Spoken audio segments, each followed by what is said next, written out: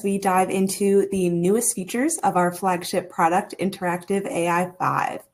Bluware's Geoscience product manager, Scotty Salamoff, will cover each of the features in InteractivAI 5 and then dive into a case study covering the Solimoes Basin, showcasing how the multi-volume training capability in InteractivAI 5 was used to identify volcanic sills. Without further ado, welcome, Scotty. Thank you very much, Anna. Hello, everybody. My name's Scotty Salamoff, and I'm the Geoscience product manager at Bluware. I've been with Bluware for a little over 5 years. And prior to joining Bluware, I spent 16 years working at Chevron and then at Noble Energy in a variety of positions, from ops to exploration to R&D. So I'm very excited to be here today to give this webinar because it's an opportunity to demonstrate some new advanced capabilities in InteractivAI 5, which was launched on the 27th of August. So what we're going to do is take a look at some of the new core functionalities, which are intended to make the integration of deep learning into your seismic interpretation workflow as seamless and painless as possible. And then we'll follow up with the case study from the Solimoes Basin in Brazil. And this is a super basin field that has historically been very, very difficult to produce from because of the challenges in interpreting the seismic data in the area.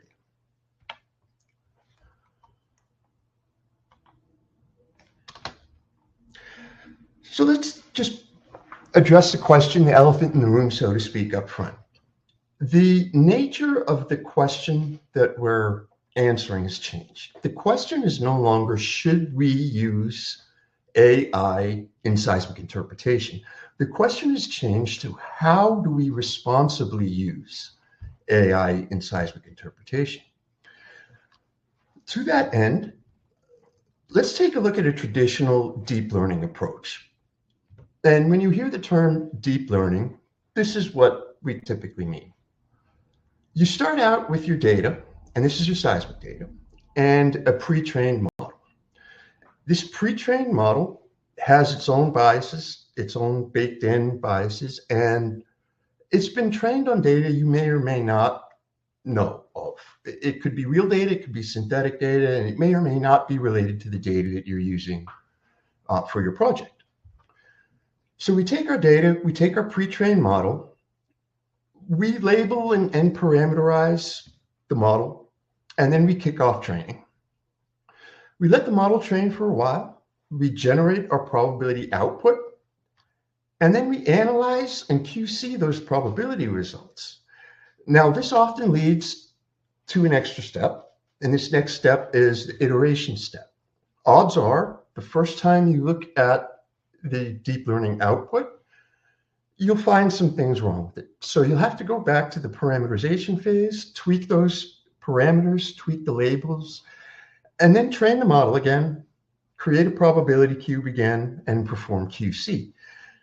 So you end up spending a lot of time, days or more, in this area of the workflow down here, iterating on your probability output. The whole purpose of a traditional deep learning approach is to perfect the model. And this is a very important thing to keep in your mind. We're not looking at the data. We're not working with the data in pre-trained model approaches. We're trying to perfect the model so the data fits in the model. Let's contrast that with InteractivAI's deep learning approach. We also call this interactive deep learning method. We start with our data. This is the same data we started with in the traditional deep learning approach. But instead of a pre-trained model, we begin labeling our data. And the labels are the mechanism by which we're interacting and defining the network. So we use the data and we use our own expertise to label that data, and that creates our training set. And then we kick off training. Now, we don't have to complete our labeling before we kick off the training process in the interactive approach. As the network trains, the network will be producing predictions or inference, which you can then look at And instead of iteration, what we're looking at here in the interactive approach is an interaction process. We're getting live feedback from the network in the form of predictions or inference. And then we are giving a network feedback by modifying our labels and perfecting the training set. Where the traditional deep learning approach is focused on perfecting the model, the interactive deep learning approach is focused on using the data to build your model. So what this means is you spend most of your time, rather than down here and iterating, you spend most of your time up here interacting with the model. And this decreases the time it takes to get to a usable result from days to a matter of hours.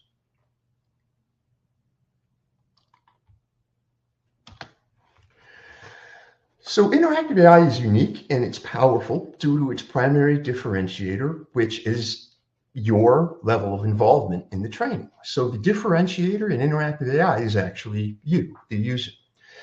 We aren't using pre-trained networks with baked-in biases and unknown weights. We're using the data that you are using, and we're using your expertise to build this network model from the ground up.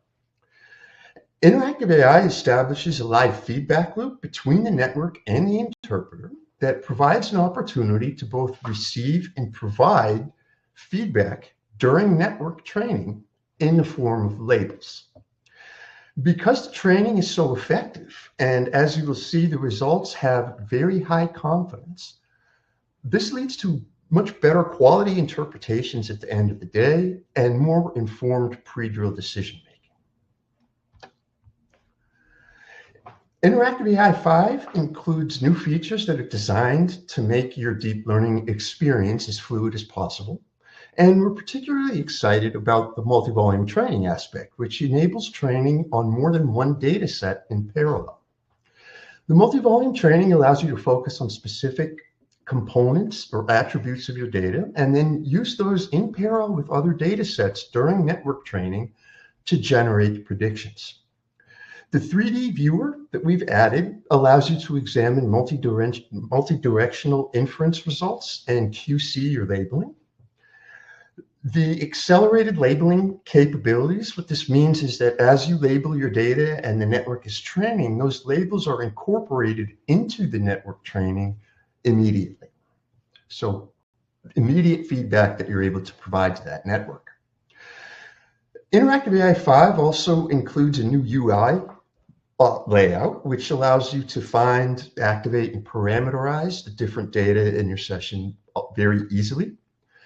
And we've also made some enhancements to the AOI, or area of interest mask functionality, by imposing a top and base cutoff value to the mask. So rather than creating an area only mask, we're now able to create a volume of interest mask. Let's review some of these new features in a little bit of detail, and then we'll go into the case study. Multi-volume training is the ability to train using one label set on different input data sets in parallel and generate a single inference output. Multi-volume training, because it generates higher quality predictions, those predictions can be more readily used as labels. So you can convert those high quality predictions to labels, accelerating the deep learning workflow even more. Multi-volume training also allows you to reincorporate things like petrophysical volumes, inversion volumes, QI volumes, uncertainty volumes. Any sort of volumetric data related to your seismic data can be used to train a multi-volume network. In this video here, what we're looking at is single volume network results in yellow, and this is using amplitude alone, and this is a salt network. The orange or red results I just showed are from the multi-volume training. And let's focus on the salt overhang here and on the area of this pinch out. We can see the multi-volume training created a much more accurate prediction in the salt overhang. And it was also able to differentiate between salt and rafted sediments on top of the salt. So it's very, very flexible and very, very useful in picking up on small minor changes in the seismic signal. At the end of the day, the benefit here is multi-volume training actually will drive up the probability of geologic and economic success. That's a bold statement, I know. But how will it do that? The first thing you'll notice in this slide is the difference in quality of the predictions. On the left, we're looking at the predictions from a single volume network trained only on amplitude data. And you can see there's still some false positives and some mispredictions in the network. On the right, we see the multi-volume network, and this was trained on the exact same labels, just using 2 additional data sets to train in parallel. And we can see the difference in quality. There's a huge improvement in quality. And the second thing you might have noticed is the training time. It took a full order of magnitude less time to train the multi-volume layer than it did to train the single volume layer. So what this means is that your training efficacy is improved by allowing you to focus not only on the pixel-wise image of your seismic, but on the co-located seismic attribute relationships. This drives down the time it takes to work through your prospect queue and bring your prospects up to maturation. And the higher confidence interpretations that you're producing with the faster training time combine to give you a lot more time to critically analyze the network outputs. Or in other words, you have a lot more time to listen to the story that your data is telling you. Another new feature in InteractivAI 5 is the 3D viewer. And in addition to allowing you to view co-rendered data sets like we're seeing here, you can also view inference results from multiple DL networks, deep learning networks, in the same 3D space. So this not only allows you to QC the quality of the network predictions, but also look at how predictions from different networks are interacting with each other. For example, here we see that the active salt diapurism is causing radial faults to form. And we're also seeing that the faults are exerting some structural control over the geometry of the salt. So this is the real value of the 3D viewer, is this ability to look at the network results from a number of different networks in the same space and analyze their relationships. The AOI mask, like I mentioned before, has been enhanced as well to include a top and base threshold to the masking. So you can still provide a user-defined polygon, but notice that polygon is not a cookie cutter. It has a top and a base defined on it. You can translate these polygons to different parts of your seismic data, and the top and base can be adjusted to confine your volume. You can also edit these polygons by grabbing your points, or add additional polygons to the same area of interest mask to mask out 2 different areas. You can combine those masks and use them as inclusion or exclusion polygons. It's this flexibility of the new AOI masking that will really enhance your network training and your overall experience with InteractivAI. Let's move into the case study now. And this is going to be a case study that highlights the usefulness of multi-volume training in InteractivAI using an example from the Solimoes Basin in Brazil. First, let's review the reasons why multi-volume training is valuable. Multi-volume training is a process by which a network is trained using a single label set to produce a single inference output. Now, the network itself is using multiple input data sets to train on in parallel. So the single label set trains on multiple volumes of information in parallel and generates a single combined output prediction or inference. It's important to note here that any type of data can be used to train a multi-volume network. The examples that I'm going to show you in this case study use seismic attributes, but that is not a limitation of multi-volume training. You can use any type of data: inversion, petrophysical, simulation, uncertainty. You can use any other data type in multi-volume. So it's very, very flexible feature of interactive AI. The results that we're looking at, like I mentioned, use seismic attributes. And what we'll see is multi-volume training actually acted as an enabler for me to think outside of the box about different data relationships that might not have been evident from the get-go. So the benefits here are that the network can start with a much more robust training set, and this allows it to capture subtle, minor changes in seismic character and identify these unique relationships between data sets. And of course, the addition of this extra data and these extra volumes in the training process accelerates the overall training process and improves the quality of the predictions that you're generating.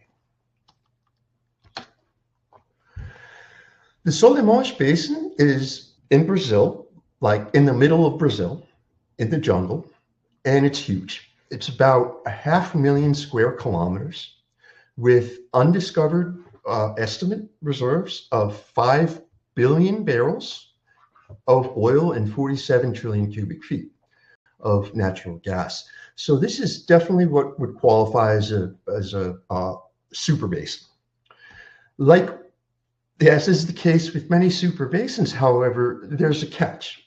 And the catch in the Solimoes Basin is the existence of these volcanic sills subparallel to bedding. These sills impact seismic illumination very, very heavily, which makes them very challenging to map and makes features below the sills all but invisible during manual interpretation. There are deeper volcanic systems underneath the primary structures, which are important because we need to know where these deeper sills are in order to avoid them during well planning. This is what the seismic data looks like that I used for this study.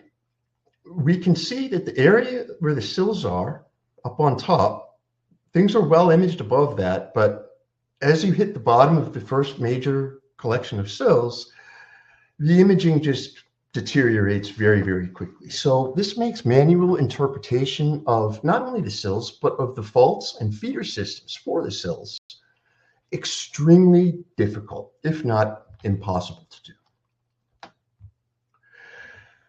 So the manual interpretation as it existed as of 2015, this is from Baker et al., is on the left.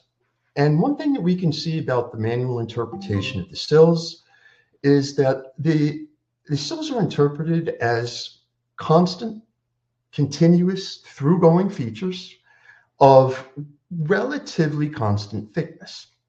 We know from drilling wells in the area this is not the case, simply not the case. So what we did was we used multi-volume training and interactive AI to help further resolve the detail of where these sills are and the different locations where we encounter stacked sills versus single sill, for example. The sills are a blessing and a curse, meaning the sills provide the top seal for the reservoirs in this area. Without these volcanics, there would be no reservoir. On the other hand, they pose a very significant drilling and safety risk. If you hit one of these sills during drilling operations without expecting it, the drilling team will probably have a pretty bad day. So the poor imaging below these sills adds an additional layer of complexity, making this manual interpretation very difficult. If we look at this video on the right that I'm showing now, we see the single volume network training in yellow, and this is single volume inference from the amplitude data alone, versus the orange/red inference, which is from multi-volume training. And we can tell that the multi-volume training in addition to being much more precise about the position and location of these sills, picks up on lateral continuity a lot better than our single volume training results did. The overall methodology of running a multi-volume training network in interactive AI is the same regardless of the feature type that you're looking for. The first thing that you'd want to do is pick the correct data to use in your multi-volume network. So this could be done using a seismic component analysis method like PCA or ICA, or it could just be done through brute force experimentation. Once you've identified the data that's appropriate for the feature type that you're looking for, and in our case, we're looking for volcanic sills, and we know that volcanics are related to large changes in the energy content of the seismic data, we will train our multi-volume network with energy attributes. Likewise, for faults, we know that edge data like coherence, variance, and chaos, we know that these attributes pick up the location of faults very well, so we would use those data sets in addition to amplitude to train a multi-volume network for the faults. For reservoirs, you choose amplitude or frequency or phase-related attributes, and stratigraphy would be focused more on continuity and things like that.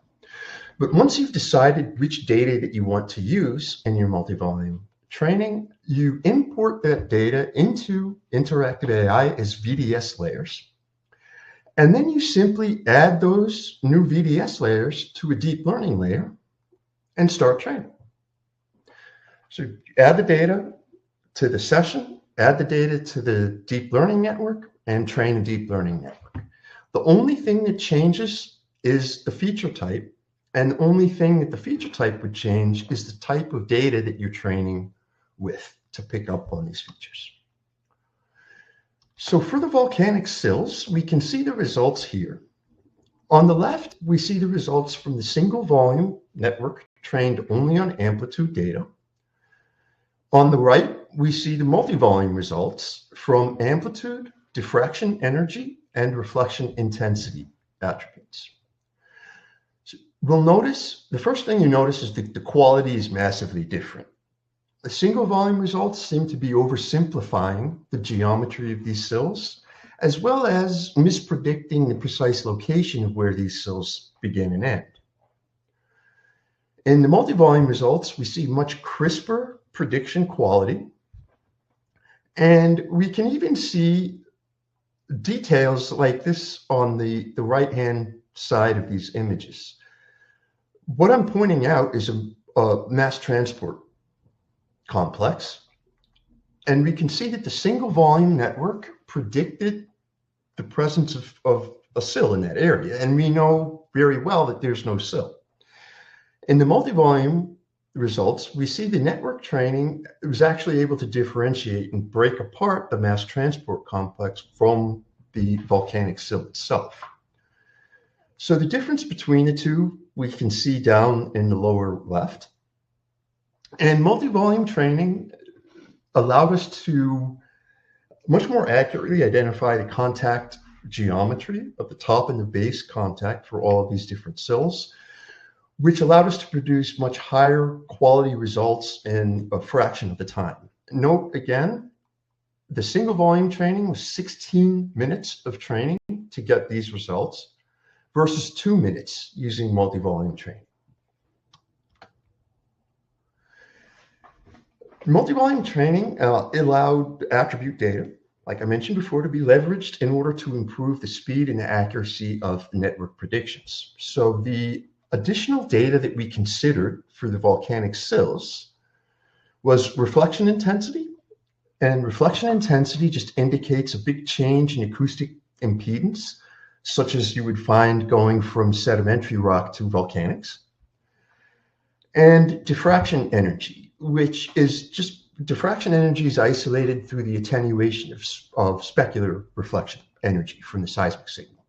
So the diffraction energy picks up very well on sharp discontinuities, such as the contact between sedimentary and volcanic rocks, as well as small changes to those interfaces. So diffraction energy is the attribute that allowed us to capture the minor geometrical changes to where these contacts are. In data where a half cycle is 15 meters, this can mean the difference between a success and a failure. After looking at the cells, we decided to turn our attention towards the fault network below the cells. Now, the faults in this area, to add complexity over the poor data quality, the faults here are strike slip faults. So even in the best of situations and the best of circumstances, these faults would be challenging to map through the whole 3D area because there's little to no offset between the hang and the footwall. What we found was that training a network on amplitude data alone did not really capture the precise position of these faults very reliably. So what we did was we used a multi-volume network, with edge detection volumes, chaos and variance specifically, to produce sharper, more accurate predictions of the faults. And we can see the outputs here in this slide. The single volume results from a network trained only on amplitude data, you can see on the left, and the multi-volume results from amplitude, chaos, and variance are shown on the right in blue. Note the amount of time that this network was trained for, the single volume network, 33 minutes. Now, our network in a way plateaued because the poor data quality prevented the network from improving itself in successive training epochs. But by adding chaos and variance to the multi-volume network, we were able to come up with these sharper, much clearer results in only 4 minutes of training. And the difference here is at the bottom again. So multi-volume training allowed us to pick up on detailed fault locations, allowed us a much more robust look at how the faults interact with each other, and it produced usable results much, much quicker. Again, at least an order of magnitude quicker than single volume training did. So what we were able to do with multi-volume training in this area that really hasn't been done effectively in the seismic world is capture the details of this strike slip fault family that lays below the volcanics.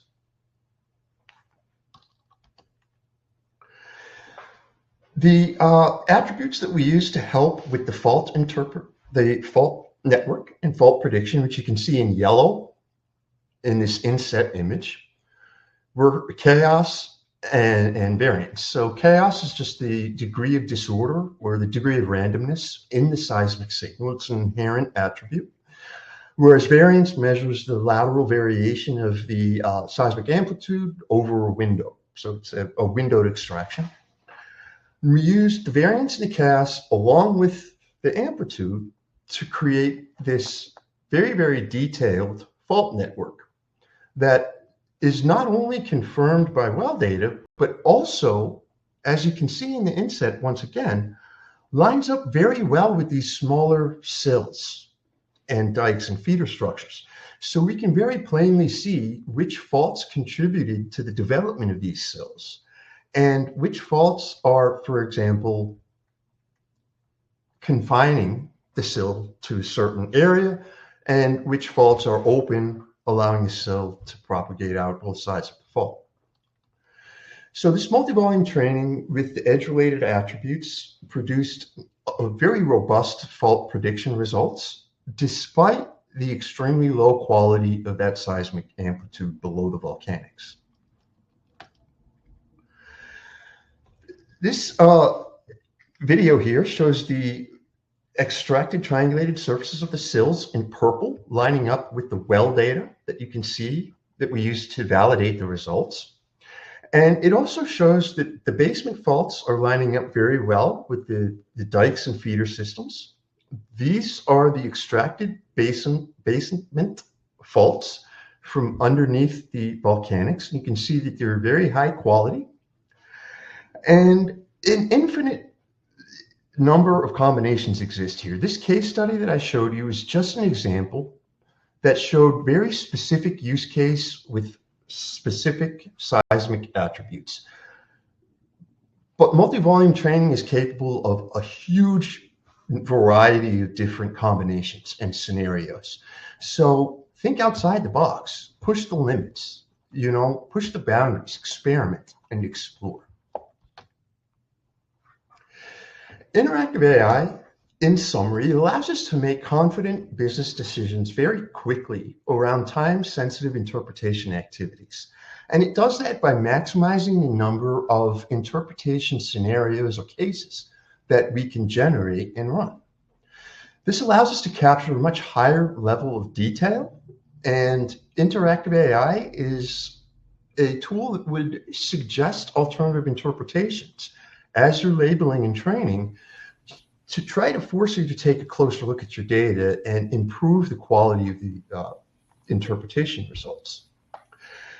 It allows you to identify very, very quickly potential drilling hazards or identify good drilling spud locations to mitigate operational and safety risks. And all of this taken together improves the drilling successes and maximizes your prospect generation through more accurate analysis of interpretations and the interpretation output. Success speaks for itself, though. These are some quotes from some of our main clients. I won't read through all of these quotes, but the message in each one of these is the same. Interactive AI is the most effective and the most responsible way of integrating AI technology into your seismic interpretation workflow. Wonderful. Thank you very much. Thank you so much. We appreciate it. Thank you all for joining us today. We hope this presentation was insightful and engaging. If you have more questions or are interested in a demo of interactive AI, please drop us a note in the chat and we will reach out to you directly. We will now open it up to the live Q&A in the chat section for the next 5 minutes. Feel free to drop in any questions you may have about the presentation and Scotty will go ahead and reply. Thank you guys again.